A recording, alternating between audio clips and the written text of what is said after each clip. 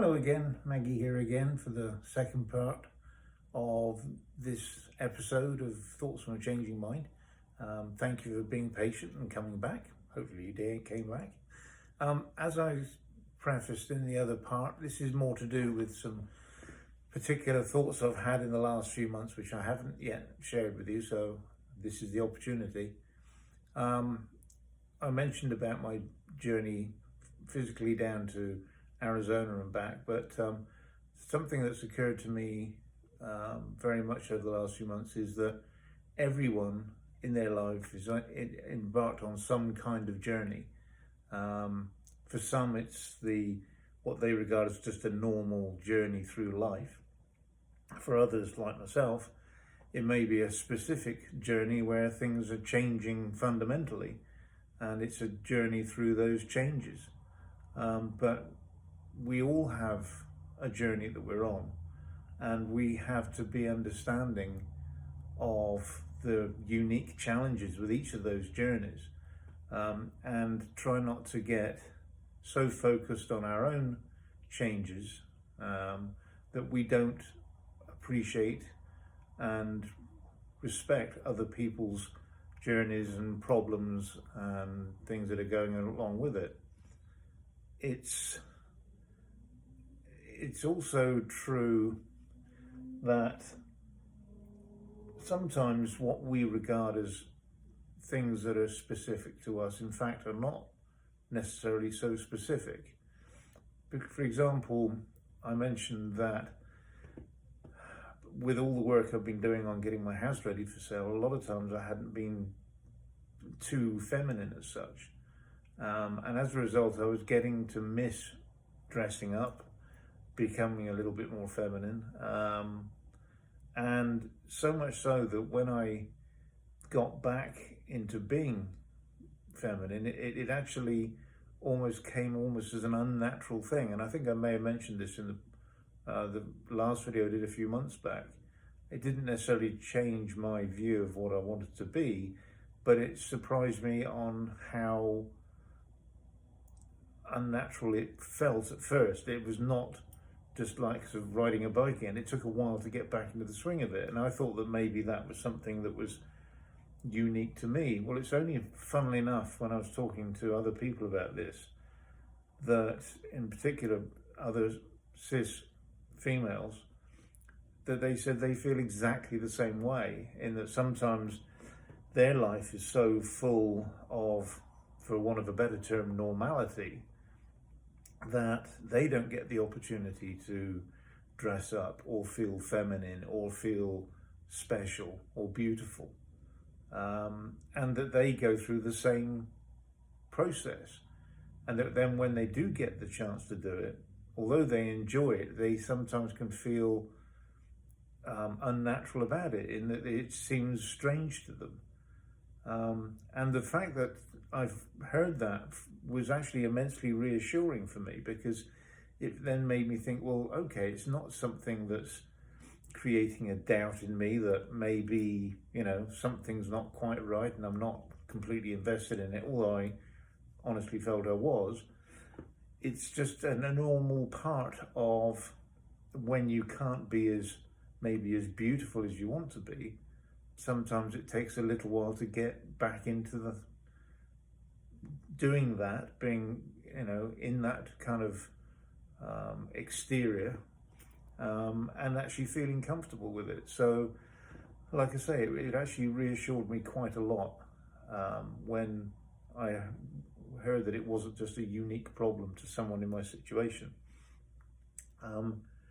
Another thing was I came across an instance where someone was talking about someone who'd made a comment, someone that was very close to them, and made a comment that wasn't intended to be hurtful, but in fact turned out to be intensely hurtful to the person who received that comment.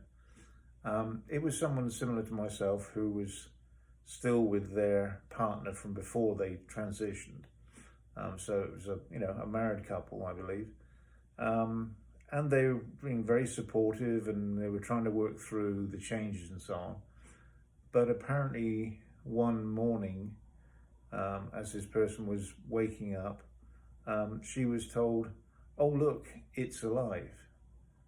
And when she questioned that comment, she said, "Oh, well, it's just the fact that it's before you've sort of woken up and got all your makeup on and your wigs and so on, before you look really female."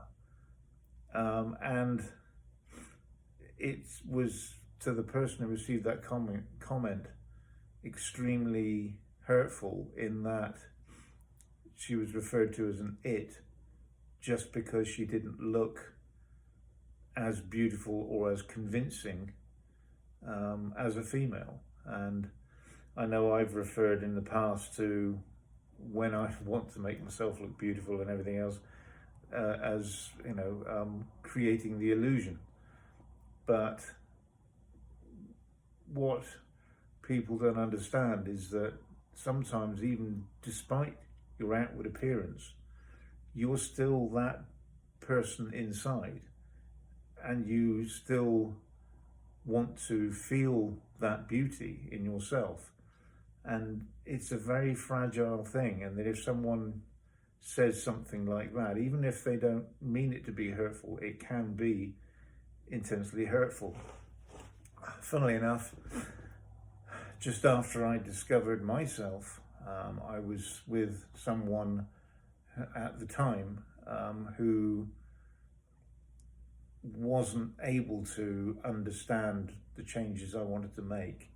And it was in the last few weeks that I was with them before I embarked on the journey of really being myself full time. I had explained to her what I wanted to do, and she had every right not to be able to deal with that personally, and I don't blame her or expect her to just accept uniformly what I want to do. So, but she made a comment which I think she was trying to be supportive in her way, but she didn't realize just how hurtful it was, because this was just before Halloween when I told her of what I wanted to be and who I wanted to be, and that obviously I was starting to make changes and allowing for wanting to dress in who I wanted to be. And she had difficulty with that most of the time, and as a result I was staying with my previous identity before I actually left there. But she then suggested to me that there was a Halloween party coming up, and maybe I'd like to wear my costume there so that I could feel more relaxed. The way it was said was, as I say, I think in a way is almost like a support, saying, maybe you got this opportunity to just be who you want to be. But it was actually, she didn't realize just how hurtful it was, in that she regarded it as a costume and not who I actually wanted to be, who I was. And I found that really difficult to deal with. So I think sometimes when we are dealing with people who are going through those kind of changes, we have to be a little bit more careful when sometimes we're trying to be maybe flippant, humorous, supportive, when in fact we could say something that's intensely hurtful. So sometimes just a little extra thought is necessary. And certainly if we accidentally do say something that's hurtful, we need to be aware enough to see that and make it clear just how sorry that we are that we didn't think it through enough to support them and make them feel valued and loved. So anyway, just a couple of extra thoughts there. So I hope this is useful to you.